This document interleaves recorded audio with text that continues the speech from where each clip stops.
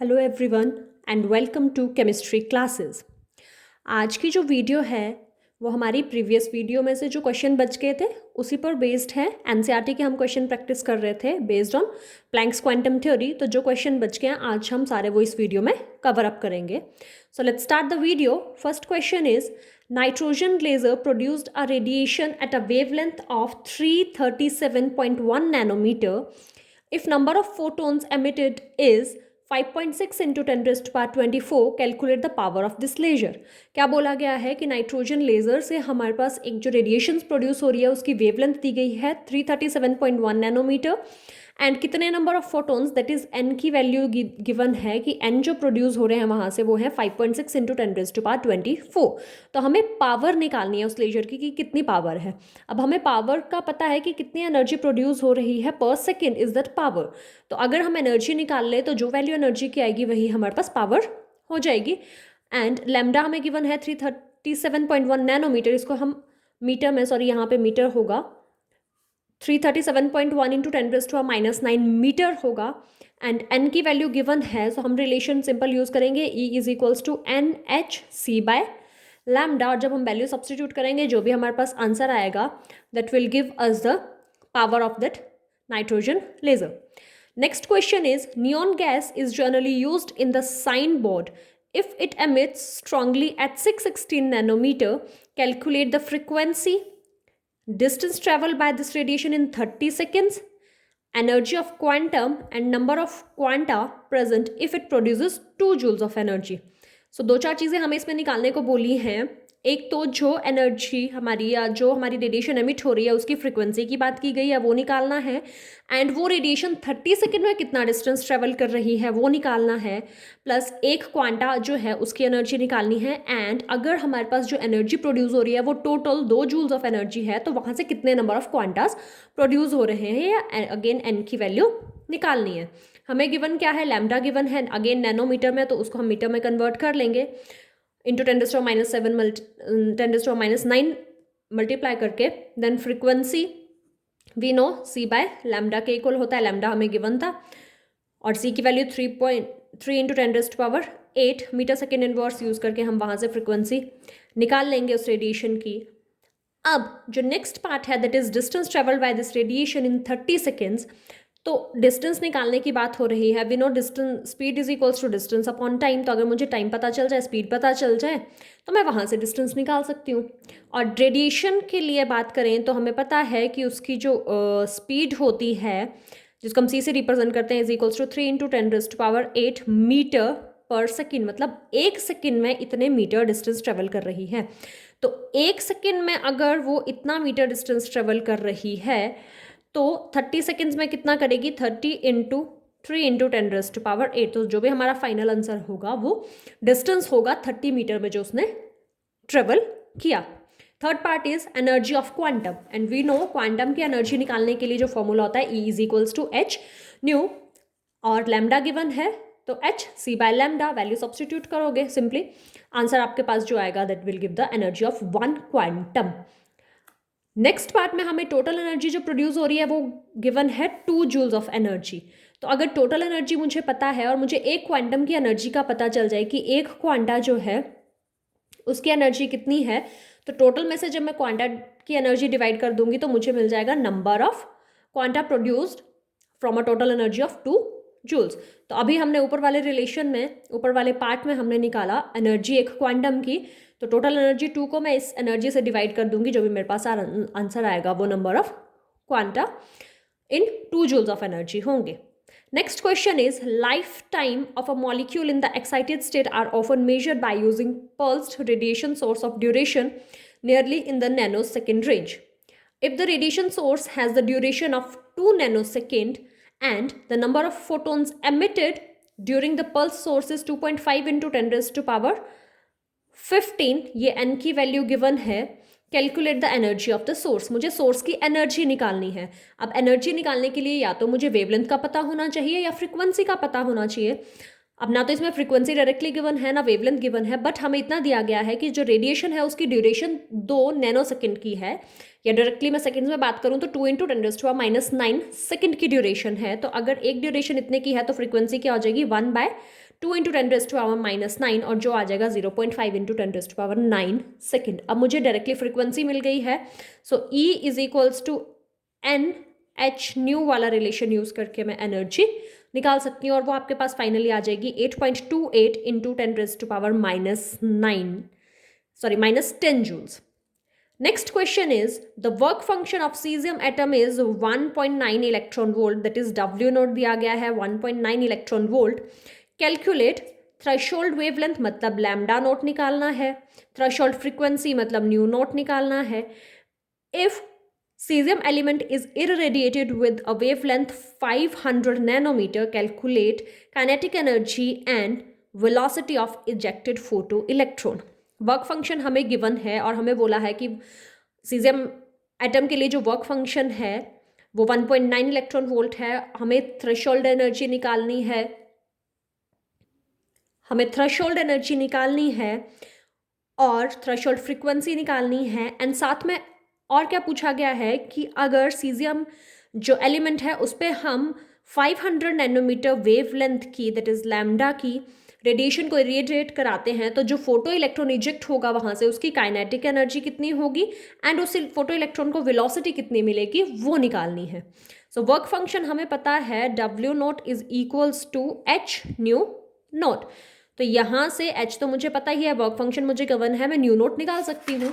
तो जो new note आएगा वो आ जाएगा 4.59 × 10⁻14 सेकेंड इनवर्स। ये आ गई हमारे पास थ्रेशोल्ड फ्रीक्वेंसी।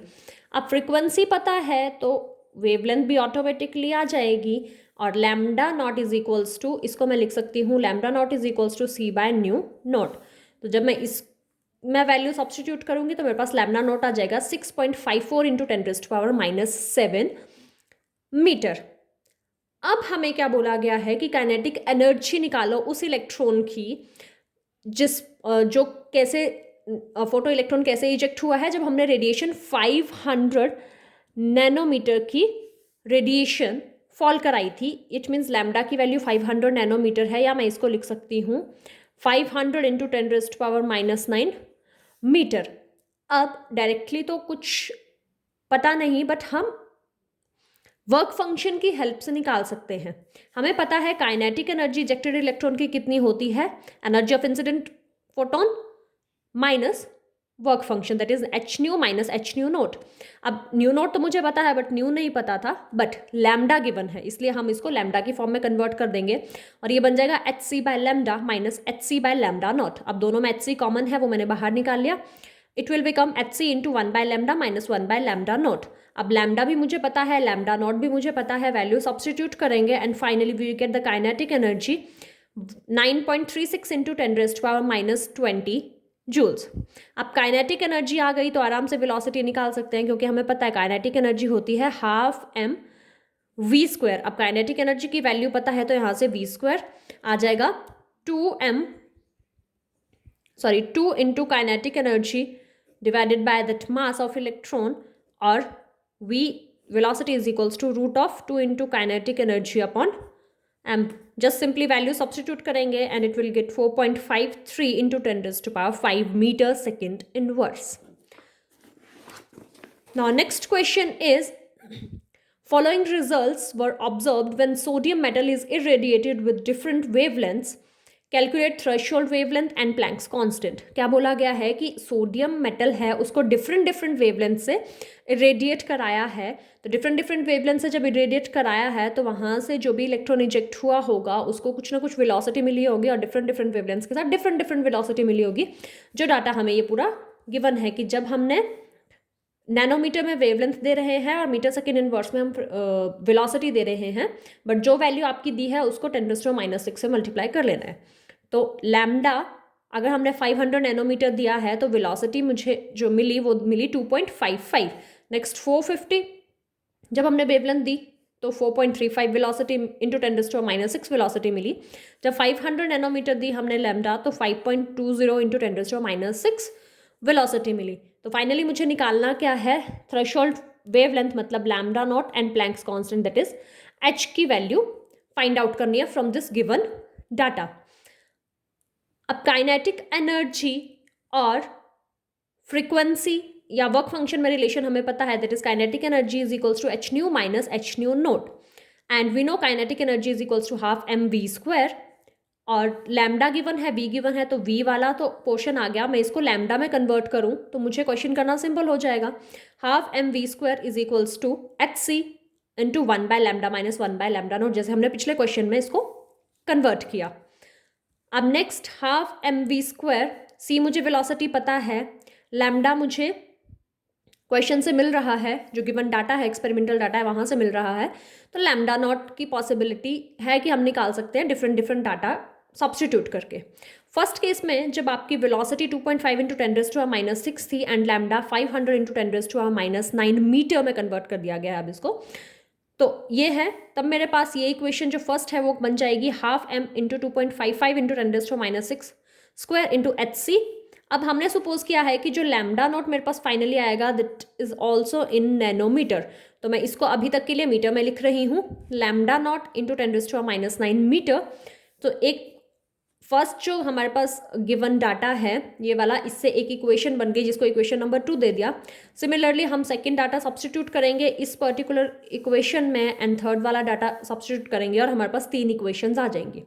अब जब हम 2 इक्वेशंस को डिवाइड कर दे, फर्स्ट 2 इक्वेशंस को, तो यहाँ से जब आप इसको और इस इक्वेशन को डिवाइड करोगे दिस विल गेट डिवाइडेड, ये वाला पोर्शन भी आपका डिवाइड हो जाएगा, एच सी से डिवाइड हो जाएगा, यहाँ से 10⁻⁹ कॉमन आ जाएगा, वो भी कट जाएगा फाइनली, एंड जो बचेगा आपके पास वो बचेगा 4.35 अपॉन 2.55 का होल स्क्वायर इंटू, जब आप इसका एलसीएम ले लोगे it will become lambda naught minus 450 divided by 450 into lambda upon lambda naught minus 500 divided by 500। Lambda naught यहाँ से भी लैम्डा नॉट कट जाएगा। जब आप इसको सॉल्व करोगे तो आपके पास कुछ इस तरह का डाटा बचेगा, that is lambda naught minus 450 upon lambda naught minus 500 is equal to 2.619, and finally पूरा सॉल्व करने के बाद ये हो जाएगा आपका इस तरह से, lambda naught minus 450 is equals to 2.619 into lambda naught minus 500। Lambda वाली टर्म्स को एक तरफ कर लेना है, कॉन्स्टेंट्स को एक तरफ करके फिर सॉल्व करोगे तो लैम्डा नॉट आएगा आपका 530.88, जिसका अप्रॉक्सीमेटली 531 नैनोमीटर भी आप ले सकते हो। अब नेक्स्ट पार्ट में हमें बोला है planks constant, that is H की वैल्यू निकालने को बोला है। तो जो भी हमारे पास इक्वेशंस थी, ये 3 जो बनी थी हमारे पास, इसमें सारी वैल्यू हमें नोन है, सी की वैल्यू भी हमें पता है, हम यहाँ पे सब्स्टिट्यूट कर सकते हैं, जस्ट एच की वैल्यू निकालनी है। तो आप इन तीनों में से कोई सी भी इक्वेशन उठा सकते हो, मैंने यहाँ पे पर्टिकुलरली इक्वेशन नंबर 4 को लिया है, यहाँ पे सी की वैल्यू सब्स्टिट्यूट करी, एम की वैल्यू सब्स्टिट्यूट करी, that is mass of electron, and जब फाइनली सॉल्व किया तो प्लैंक्स कांस्टेंट की वैल्यू आ गई 6.66 इंटू 10⁻⁻34 जूल सेकेंड, जो नियर बाय आपकी इसी के क्लोज आएगी क्योंकि ये कांस्टेंट है तो अकॉर्डिंगली चलेगा। Next question is the ejection of photo electron from the silver metal in the photo electric effect experiment can be stopped by applying a voltage of 0.35 volt. When the radiation 256.7 nanometer is used, calculate the work function for silver metal. क्या बोला गया है कि photo electric effect हम चल रहा है, वहाँ पे फोटो इलेक्ट्रॉन इजेक्ट हुआ सिल्वर मेटल से, एंड उसको स्टॉप करने के लिए हमने कुछ वोल्टेज अप्लाई की, जो वोल्टेज अप्लाई की वो कितनी हुई 0.35 वोल्ट। तो फोटो इलेक्ट्रिक इफेक्ट को हमने स्टॉप करने के लिए जो वोल्टेज अप्लाई करी वो एक्चुअली आपकी एज अ काइनेटिक एनर्जी वहाँ पे आ जाएगी, in the form of kinetic energy वो आपको शो होगी। एंड रेडिएशन जो हमने यूज़ की थी वो यूज़ की थी 256.7 नैनोमीटर, जिसको हम मीटर में कन्वर्ट कर लेंगे। हमें बोला है वर्क फंक्शन निकालो, तो वर्क फंक्शन के लिए तो फॉर्मूला होता है एच न्यू नॉट, बट यहाँ पे हमें रेडिएशन, हमें वेवलेंथ लैम्डा नॉट नहीं गिवन है, हमें लैम्डा गिवन है। तो हम यहाँ से हम एनर्जी निकाल लें कि इंसिडेंट फोटोन की जो एनर्जी है वो कितनी है, और ये जो हमने वोल्टेज अप्लाई करी ये एज अ काइनेटिक एनर्जी मिल गई इलेक्ट्रॉन को। तो काइनेटिक एनर्जी जो मिली उसको अगर हम total energy of photo electron से माइनस कर दें तो जो भी बचा होगा वो क्या होगा, हमारा वर्क फंक्शन होगा, या वो एनर्जी होगी जो इलेक्ट्रॉन को इजेक्ट कराने के लिए वहाँ पे यूज़ हुई होगी। तो जब हम इंसिडेंट रेडिएशन की एनर्जी निकालेंगे it will come out to be 4.83 electron volt and kinetic energy of electron कितनी है 0.35 इलेक्ट्रॉन वोल्ट। तो 4.83 माइनस 0.35 इलेक्ट्रॉन वोल्ट, ये आ जाएगा आपका 4.48 इलेक्ट्रॉन वोल्ट। तो इतनी एनर्जी जो है इंसिडेंट फोटोन की वो यूज हो गई to eject the electron from the metal surface and जो भी ये बची है 0.35 इलेक्ट्रॉन वोल्ट वो एज अ काइनेटिक एनर्जी उसको मिल गई है।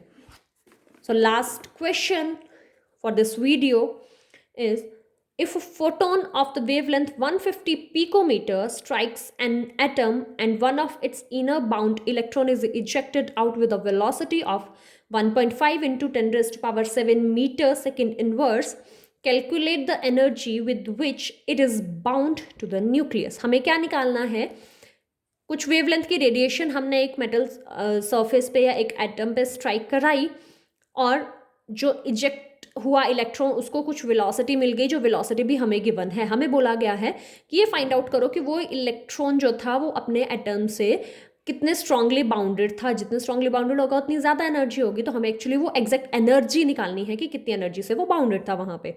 सो अगर इनडायरेक्टली वे में बोलूँ तो हमें वर्क फंक्शन ही निकालना है, क्योंकि वर्क फंक्शन भी क्या देता है, वो एनर्जी चाहिए जो इलेक्ट्रॉन को इजेक्ट कराने के लिए यूज़ हो रही है। तो बाइंडिंग एनर्जी उस इलेक्ट्रॉन के लिए कितनी होगी, जो हमने रेडिएशन दी इंसिडेंट फोटोन था उसकी एनर्जी माइनस जो काइनेटिक एनर्जी की फॉर्म में निकल गई, उन दोनों को सब्ट्रैक्ट करके जो भी वैल्यू आएगी वो हमारी बाइंडिंग एनर्जी हो जाएगी। अब हमें वेवलेंथ गिवन है lambda is equals to 150 picometre, या इसको मैं सिंपली लिख सकती हूँ 150 इंटू 10⁻⁻12 मीटर। ये हमें वेवलेंथ गिवन है। हमें वी गिवन है 1.5 इंटू 10⁻7 metre second inverse and energy of incident photon हमें पता है एच न्यू या एच सी बाय लैम्डा होता है। सी भी हमें पता है, एच भी हमें पता है, लैम्डा भी हमें पता है। वो वैल्यू सब्सटीट्यूट कर दी, वेलोसिटी हमें गिवन थी, मास इलेक्ट्रॉन का हमें पता है, वो सारी वैल्यू सब्सटीट्यूट कर दी, फाइनली सब्ट्रैक्ट करके हमारे पास आ गया 12.225 इंटू 10⁻16 जूल्स। तो ये वो एनर्जी है, ये वो बाइंडिंग एनर्जी है जो इलेक्ट्रॉन को बाइंड करके रख रही थी उस एटम के न्यूक्लियस के साथ। इतनी अमाउंट ऑफ एनर्जी से वो बाइंडेड था। So that's all in this video. Next video में हम कुछ नया टॉपिक डिस्कस करेंगे। Thank you.